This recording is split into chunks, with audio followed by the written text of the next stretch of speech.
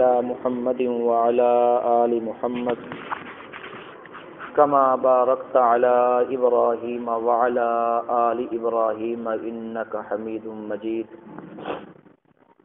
رب اشرح لي صدري ويسر لي أمري واحلل عقدة من لساني يفقهوا قولي رب زدني علما۔ میرے بھائیوں، دوستوں اور بزرگوں، اللہ تعالیٰ نے قرآن پاک میں ایک چھوٹا سا اور بڑا اہم قصہ ارشاد فرمایا ہے، اور وہ اس قصے کو نقل کرنے سے پہلے اللہ تعالیٰ نے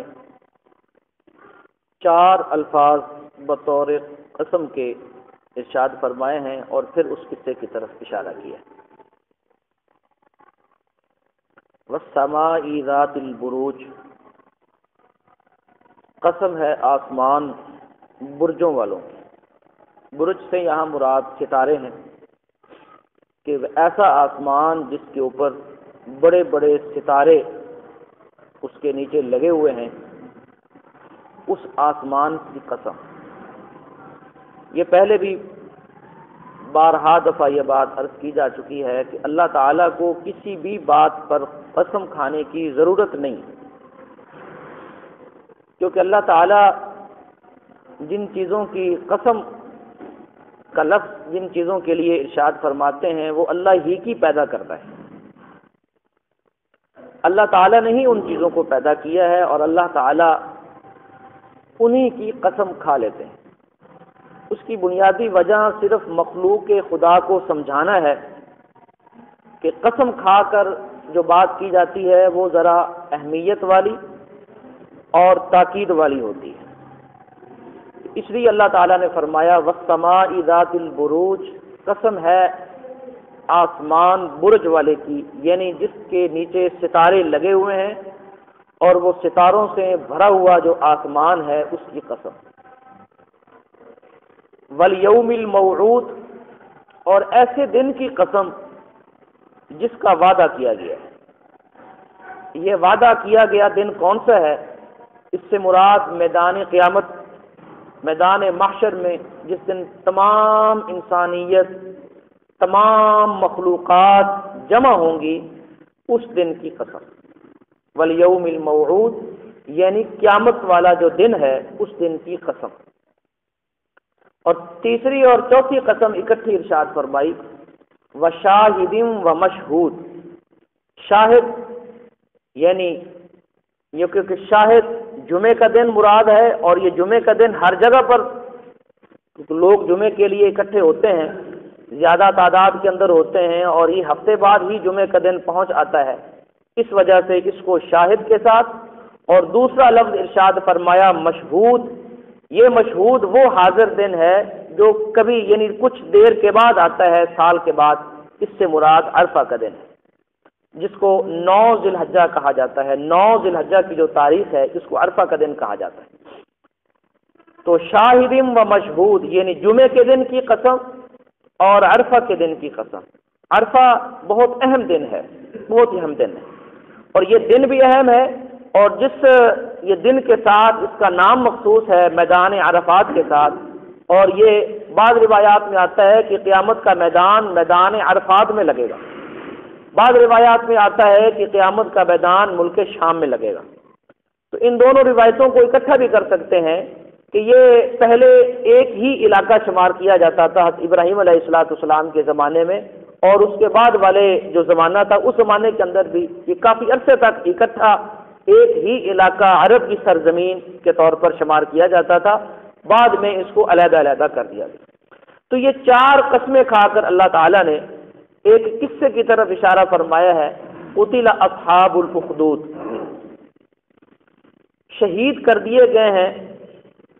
شہید کر دیے گئے ہیں خندق والے، خندق والوں کو شہید کر دیا گیا۔ یہ اس قصے کی طرف اشارہ ہے۔ النار ذات الوقود، کہ وہ انتہائی سلگتی والی جو آگ ہے، جو سلگنے والی آگ ہے، اس کے اندر ان کو ڈالا گیا تھا خندقیں کھود کر۔ بس یہ اتنا سارا ہی اس قصے کی طرف اشارہ ہے، اور یہ قصہ کچھ زیادہ پرانا بھی نہیں تھا۔ یہ قصہ حضور پاک صلی اللہ علیہ وسلم کی آمد سے صرف 70 سال پہلے کا ہے، زیادہ پرانا نہیں۔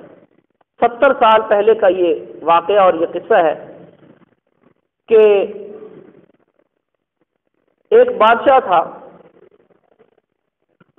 اور اس کا کوئی جاننے والا ایک وزیر یا مشیر تھا، اس کے قریب آ کر وہ بیٹھتا تھا روزانہ، اس کی مجلس کے اندر وہ آدمی بیٹھتا تھا۔ اس کا بیٹا بہت ذہین تھا، اور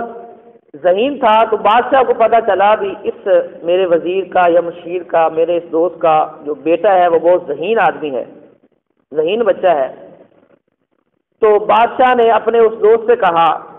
کہ تمہارا بچہ یہ ذہین ہے اور بڑا سمجھدار ہے، تو ایسا کرو اس بچے کو کسی کاہن کے پاس بھیجو، اس بچے کو کسی کاہن کے پاس بھیجو، یہ وہاں جائے اور وہاں جا کر یہ جو پیشین گوئی والا سسٹم ہے اس کو سیکھے۔ کاہن اس زمانے کے اندر یہ بڑے ایکٹیو لوگ ہوتے تھے، اور یہ آسمان کے قریب جاتے تھے وہاں سے خبریں لانے کے لیے۔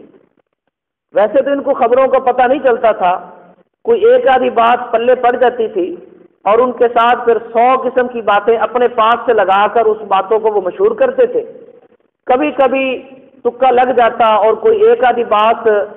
معاشرے کے اندر درست بھی نکل آتی تو اسی کو یہ پھر مشہوری کر دیتے تھے، اور اپنے آپ کو وہ لوگوں میں مشہور کرتے تھے کہ ہماری باتیں بھی سچی ثابت ہو جاتی۔ تو ان باتوں کو یہ کاہن لوگ سمجھتے تھے۔ تو بادشاہ نے کہا کہ ہم نے بھی بہت ساری چیزوں کی ضرورت ہوتی ہے، تو اس لیے یہ تمہارا بچہ ذہین ہے، اس کو فلاں کاہن کے پاس یا فلاں جادوگر کے پاس اس کو بھیج دو، اور وہ اپنا جو کچھ بھی اس کو آتا ہے وہ سارا اس کو سکھا دے، یہ اپنا فن اس کو سکھا دے تاکہ یہ اچھے طریقے سے سیکھ جائیں۔ اس کو بھی میں اپنے دربار کے اندر اپنے مصاحبین میں شامل کر دوں۔ اس کے باپ نے کہا بھی ٹھیک ہے۔ اس نے اپنے بیٹے کو، یعنی کہ بیٹے کی ماں نے بھی اور بیٹے کے باپ نے بھی اس کو کہا کہ تم اب روزانہ فلاں کاہن کے پاس جایا کرو، اور جا کر اس سے اس کا جو فن ہے جادوگری والا وہ سیکھ لو۔ تو یہ بچہ اپنے گھر سے نکلتا تھا اور اس کاہن کے پاس جاتا تھا روزانہ۔ راستے کے اندر ایک راہب کا گرجا تھا اور وہ وہاں عبادت کرتا تھا۔ حضور پاک صلی اللہ علیہ وسلم کی آمد کے بعد تو عیسائیت کا جو دین ہے وہ اللہ تعالیٰ نے منسوخ کر دیا کہ اب پچھلے تمام دین منسوخ ہو چکے ہیں، اور حضور پاک صلی اللہ علیہ وسلم کا دین اس دنیا کے اندر آ چکا ہے، اب وہی نافذ ہوگا، اس کے علاوہ تمام دین منسوخ ہے۔ لیکن جس وقت کا یہ واقعہ ہے اس وقت حضرت عیسیٰ علیہ السلام کا دین ہی چل رہا تھا، اور لوگ حضرت عیسیٰ علیہ السلام کی دین کے مطابق ہی عمل کرتے تھے۔ جو وہ راہب تھا اس وقت وہ دین حق پر تھا، حق کے مطابق اپنی زندگی گزار رہا تھا، تو وہ وہاں پر بیٹھا اپنی عبادت کر رہا ہوتا تھا، اور یہ بچہ اس کے گرجے سے آگے سے گزرتا تھا۔ تو ایک دو دن ویسے گزرا، پھر چوتھے پانچویں دن وہ اس گرجے میں داخل ہوا اور راہب سے پوچھا کہ آپ یہاں کیا کرتے ہیں؟ اس راہب نے بتایا کہ میں اللہ تعالیٰ کی عبادت کرتا ہوں، اللہ کو راضی کرنے کی کوشش کرتا رہتا ہوں ہر وقت، اور یہاں عبادت اور بندگی کرتا ہوں۔ تو اس نے کہا کہ مجھے بھی کچھ باتیں آپ بتائیں۔ اس نے اللہ تعالیٰ کی وحدانیت کی کچھ باتیں کی، اللہ تعالیٰ کی عظمت اور اللہ کی بڑائی کی کچھ باتیں سمجھائیں، اور اس وقت کا جو دین عیسائیت تھا اس کے مطابق اس کو کچھ تعلیمات بتائیں۔ کہا کہ یہ دین ہے، یہ حق ہے، اللہ تعالیٰ پر ایمان لانا اور حضرت عیسیٰ علیہ السلام پر ایمان لانا یہ حق ہے، اور اس کے مطابق ہمیں اپنی زندگی گزارنی چاہیے۔ اس نے اس کو یہ باتیں بتائیں، اس کو بہت اچھی لگی یہ باتیں۔ اب وہ روزانہ ہی آنے لگا، تو گھر سے نکلتا وہ تو راستے میں کچھ دیر اس راہب کے پاس بیٹھتا، پھر آگے اس جادوگر کے پاس جاتا تھا، اور جب وہ جادوگر سے واپس نکلتا تو واپسی میں راستے میں اس راہب کے پاس بیٹھتا اور پھر واپس اپنے گھر جاتا۔ تو راہب نے جو اس جادوگر نے جو وقت دیا ہوا تھا، مثال کے طور پر صبح 8 بجے میرے پاس پہنچ جانا ہے، تو یہ پہنچتا پہنچتا 9 بجے 10 بجے لیٹ ہو جاتا تھا، اور وہ راہب اس کو سزا دیتا تھا کہ تم دیر سے کیوں آتے؟ تو وہ خاموشی سے سزا برداشت کرتا تھا، لیکن ان کو اصل اور حقیقت بات نہیں بتاتا تھا کہ میں راستے میں کیوں ٹھہر جاتا ہوں اور تمہارے پاس دیر سے کیوں پہنچتا ہوں۔ اور اسی طرح جب اس جادوگر سے واپس گھر جاتا تو راستے میں بیٹھ جاتا، تو واپس گھر جانے کا بھی وقت مقرر تھا، مثلا شام کو 5 یا 6 بجے کا وقت تھا، تو اب وہ جب گھر میں 7-8 بجے یعنی دیر سے پہنچتا تو گھر میں والدین بھی اس کو سزا دیتے کہ تم دیر سے کیوں آتے ہو، کہاں پر رہتے ہو، کیا کرتے رہتے ہو، تو وہ ان کو اپنی سزا برداشت کرتا تھا، ان کو بتاتا نہیں تھا کہ میں کہاں ٹھہرتا۔ اور روزانہ کی اس کی یہ عادت، تو اس راہب کے پاس کچھ دیر بیٹھنا ہے اور اس کی باتیں سننی ہیں، وہ دین کی باتیں بتاتا تھا، اللہ تعالیٰ کی وحدانیت کی باتیں بتاتا تھا، اور حضرت عیسیٰ علیہ السلام کے متعلق بہت ہی اہم ضروری اور یعنی کہ جو بنیادی چیزیں ہیں وہ بتاتا تھا، سکھاتا بھی تھا، اور اس کو بھی اس نے اپنے ساتھ عبادت میں شامل کر لیا اور اس کو عبادت کا طریقہ سکھایا۔ آہستہ آہستہ اس کا ذہن بہت زیادہ دین کی طرف مائل ہو گیا، اور اس نے اس راہب کی دعوت پر خفیہ طور پر ہی اسلام قبول کر لیا، یہ اسلام میں داخل ہو گیا، لیکن اس نے کسی کو بتایا نہیں، کسی کو بھی نہیں بتایا۔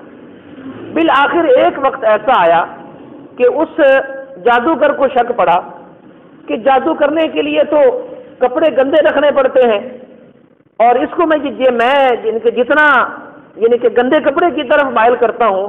اتنا ہی یہ صاف ستھرے کپڑے کرنے کی طرف مائل ہوتا ہے۔ ایک دن کہتا ہوں کہ اگلے دن کپڑے ذرا پرانے پہن کر آنا، اور یہ نئے کپڑے اور صاف ستھرے کپڑے پہن کر آ جاتا ہے۔ تو اس کو آگے چل کر ایک جگہ پر جا کر شک پڑا، اور اس نے ان کا پیچھا کیا، اور پیچھا کرنے پر پتہ چلا کہ یہ تو راہب کے پاس بیٹھتا ہے، اور پھر جب تحقیق حال چلتی چلاتی معلوم ہوئی تو پتہ چلا کہ یہ لڑکا تو اب مسلمان ہو چکا ہے، اور تمہارے پاس تو ایسے وقت گزاری کرنے کے لیے آیا ہے، اس نے تمہارا جادو وغیرہ کوئی چیز نہیں سیکھی، جو تھوڑی بہت سیکھی بھی ہے اس کو اس نے اپنے طور پر ضائع سمجھ لیا ہے، یہ تو اللہ کے دین کو قبول کر چکا ہے، اور یہ حضرت عیسیٰ علیہ السلام پر ایمان بھی لا چکا ہے۔ اب اس کے والدین نے بھی اس کو سمجھایا، اس جادوگر نے بھی سمجھایا، لیکن وہ اس نے کہا کہ اب مجھے کسی کی کوئی بات سمجھ میں نہیں آتی، میں اب اسلام قبول کر چکا ہوں، اب اس اسلام سے میں پیچھے ہٹنے والا نہیں ہوں، میں اس دین سے پیچھے ہٹنے والا نہیں ہوں۔ اس وقت چونکہ دین ہے تو عیسائیت تھی، عیسائیوں کے ان کے مطابق جو اس وقت کا جو دین تھا وہی حق پر تھا، اور اسی کے مطابق وہ اس دین میں وہ داخل ہو چکا تھا۔ تو بہرحال یہ وقت گزرتا گیا اور گھر والوں کی طرف سے سختی ہوتی گئی، اور ایک وقت ایسا آیا کہ وہ بات باہر نکل گئی اور بادشاہ تک پہنچ گئی۔ بادشاہ کو پتہ چلا بھی جس لڑکے کے بارے میں ہم امیدیں لگا کے بیٹھے ہوئے ہیں وہ تو ہمارے ہاتھ سے نکل چکا ہے، اور وہ عیسیٰ علیہ السلام پر ایمان لا چکا ہے، اب اس کو کیا کریں؟ اس کو بلایا بادشاہ نے اپنے دربار میں، اور دربار میں بلا کر کہا کہ یہ تم نے کیا کیا؟ اس نے کہا مجھے باتیں اچھی لگیں اور مجھے یہی حق معلوم ہوا، اور میں نے اس حق کو قبول کر لیا، اور اب میں اس حق سے پیچھے ہٹنے والا بھی نہیں ہوں۔ آپ چاہے مجھے جتنی مرضی سزا دیں، میرے اوپر جو بھی ظلم آپ کرنا چاہتے ہیں کر لیں، یہ حق مجھے اب سمجھ میں آ گیا ہے، میں اس سے پیچھے ہٹنے والا نہیں۔ وہ ڈٹ گیا بادشاہ کے سامنے بھی، اس نے بہت لالچ بھی دیے، پھر سزاؤں کا بھی اشارہ کیا، لیکن اس نے کہا کہ نہیں، میں نے اب حق کو قبول کر لیا ہے، اب میں حق سے پیچھے ہٹنے والا نہیں۔ تو بادشاہ نے اس راہب کو گرفتار کرنے کا حکم دیا، اور اس دوران کچھ اور لوگ اس بچے کی دعوت پر مسلمان ہو گئے تھے، ان کو بھی بلایا، اور بلا کر کہا کہ تم سب کو میں ختم کر دوں گا، سزا دوں گا، مار دوں گا، قتل کر دوں گا، اپنا یہ دین اپنا جو ہے یہ چھوڑ دو اور میرے والا دین قبول کرو۔ لیکن اس راہب نے کہا کہ میں بھی نہیں چھوڑتا اپنا دین۔ جو لوگ اس وقت مسلمان ہو چکے تھے انہوں نے بھی کہا کہ ہم بھی اپنا دین نہیں چھوڑتے، ہم تو اپنے اسی دین پر قائم رہیں گے جو ہم نے قبول کر لیا۔ تو بادشاہ نے ان تمام کو قتل کرنے کا حکم دے دیا، تو ان کو وہیں پر ہی بادشاہ کے دربار کے اندر قتل کر دیا گیا، اس راہب کو بھی قتل کر دیا گیا، اس کا جو عبادت خانہ بنایا ہوا تھا اس کو بھی گرا دیا گیا، اور اس بچے کے بارے میں کہا کہ اس کو کافی سخت سزا دی جائے گی، اس کو لے جاؤ اور پہاڑ کی چوٹی پر جا کر اس کو نیچے گہرائی میں دھکا دے دو۔ تاکہ تمام لوگوں کو بات سمجھ میں آ جائے کہ بادشاہ کی بات نہ ماننے کا کیا اثر ہوتا ہے۔ تو یہ اس کو لے کر گئے، لیکن وہ بچہ تو مستجاب الدعوات ہو چکا تھا، وہ کوئی عام بچہ نہیں تھا، وہ مستجاب الدعوات بن چکا تھا، یعنی جو دعا وہ کرتا تھا اللہ تعالیٰ اس کی دعا کو اسی وقت فوراً قبول کر لیتے، اتنا زیادہ وہ مستجاب الدعوات ہو چکا تھا۔ تو جب وہ وہاں پر چوٹی پر پہنچے تو اس بچے نے اللہ تعالیٰ سے دعا کی کہ اے اللہ یہ ان کو گرا دے اور مجھے بچا لے۔ تو جو اس کو لے کر جانے والے تھے وہ سارے وہاں کھائی میں گر گئے اور یہ خود اکیلا ہی وہاں پر بچ گیا اور یہ واپس آ گیا۔ اس دوران راستے کے اندر ایک جگہ پر شیر کھڑا ہوا تھا اور اس نے لوگوں کا راستہ روکا ہوا تھا۔ اس نے جب یہ پہنچا وہاں پر، اس نے لوگوں سے پوچھا بھی یہ راستہ کیوں بند ہے، آپ لوگ یہاں پر کیوں کھڑے ہوئے ہیں؟ دیکھا جی شیر کھڑا ہوا ہے اور اس نے یہ راستہ روکا ہوا ہے، یہ آگے نہیں جانے دے رہا، لوگ ڈر کی وجہ سے کھڑے ہوئے ہیں۔ تو اس نے دل سے دعا کی کہ اللہ حضرت عیسیٰ علیہ السلام کا دین اگر سچا ہے تو آج میرے اندر اتنی تاثیر پیدا فرما کہ میرے ہاتھ سے یہ شیر یہاں سے بھاگ جائے۔ اور اس نے جا کر زور سے شیر کو دھکا دیا تو شیر بھاگتا ہوا واپس جنگل میں داخل ہو گیا اور راستہ خالی ہو گیا۔ لوگوں کو پھر اور بھی زیادہ اس کی باتیں اچھی لگنے لگیں، لوگ اس کے اور زیادہ قریب ہونے لگے۔ ایک دو دفعہ اور بادشاہ نے اس کو مارنے کی کوشش کی لیکن یہ نہیں مرا، بادشاہ کے ہاتھ سے بھی نہیں مرا۔ جس آدمی کو حکم دیتے وہ مر جاتا، یہ پھر بچ جاتا تھا، کیونکہ یہ اللہ تعالیٰ سے دعا کرتا تھا کہ اللہ میرے قریب کوئی نہ آئے، جو آئے وہ مرے اور میں بچ جاؤں۔ بالآخر جب بادشاہ پریشان ہو گیا کہ اس نے تو ہمارے دین کو اس ایک بچے نے خراب کر کے رکھ دیا ہے اور یہ اللہ کی طرف ہر وقت دعوت دینے لگ گیا ہے، اس لیے تو صحیح ہے۔ تو آخر میں بچے نے کہا کہ بادشاہ اگر آپ مجھے مارنا ہی چاہتے ہیں تو میں اپنے مرنے کا طریقہ خود بتاتا ہوں، میں اپنے مرنے کا طریقہ خود بتاتا ہوں، اس کے ذریعے سے آپ مجھے ماریں گے تو میں مر جاؤں گا، لیکن وہ طریقہ آپ نے اختیار کرنا ہوگا۔ اس نے کہا بتاؤ کون سا طریقہ ہے؟ تو اس بچے نے کہا کہ ایسا کریں کہ تمام لوگوں کو ایک جگہ میدان میں جمع ہونے کا حکم دیں، سارے لوگ جمع ہو جائیں اور اس دوران مجھے درمیان میں کھڑا کریں اور اللہ کی عظمت اور اللہ کی بڑائی بسم اللہ اللہ اکبر یہ لفظ کہہ کر مجھے قتل کریں، پھر میں قتل ہو جاؤں۔ تو بادشاہ تو اس سے جان چھڑانا چاہتا تھا، اس لیے سارے لوگوں کو جمع کیا